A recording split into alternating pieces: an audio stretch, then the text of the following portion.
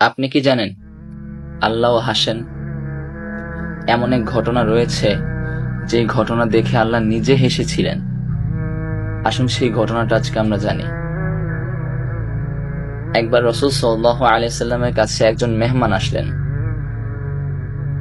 মেহমান আসার পর রাসূল সাল্লাল্লাহু আলাইহি সাল্লাম একজন সাহাবীকে ওনার বাড়িতে পাঠালেন এবং গিয়ে জিজ্ঞাসা করতে বললেন যে একজন মেহমান আসছে, এই মেহমানদারির জন্য কি রয়েছে বা এই মেহমানদারির ব্যবস্থা করতে।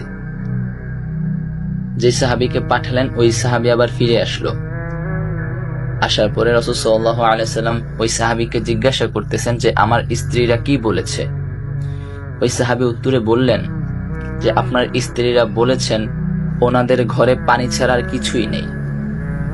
চিন্তা করতে পারেন যে রাসূল সাল্লাল্লাহু আলাইহি সাল্লাম আল্লাহর বন্ধু ছিলেন, আমাদের শেষ নবী ছিলেন, সর্বশ্রেষ্ঠ নবী এবং রাসূল যিনি, যার উপর পবিত্র কোরআন নাজিল হয়েছেন, ওনার ঘরে পানি ছাড়া আর কিছুই নেই। আর এইটাই স্বাভাবিক বিষয় ছিল। এমনও সময় গেছে রাসূল সাল্লাল্লাহু আলাইহি সাল্লামের ঘরে মাসের পর মাস কখনো চুলাই জ্বলেনি।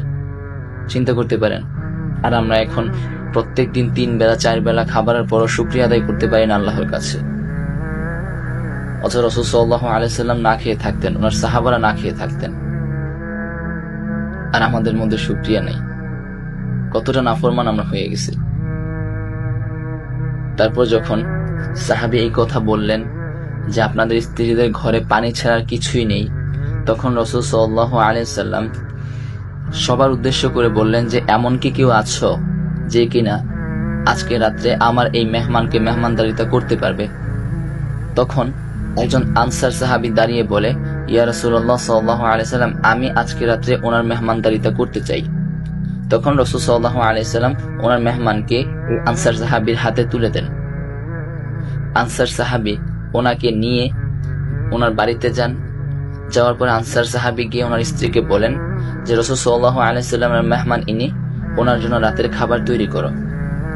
তখন আনসার সাহাবীর স্ত্রী বলেন যে ঘরে বাচ্চাদের খাবার ছাড়া আর কিছুই নেই। তখন আনসার সাহাবী বলেন তুমি বাচ্চাদের খাবারগুলোকেই তৈরি করো এবং বাচ্চাদেরকে ঘুম পাড়িয়ে দিবে, এবং যখন খাবার পরিবেশন করবে ওই পরিবেশন করার সময় কৌশলে তুমি ঘরের বাতি বন্ধ করে দিবে।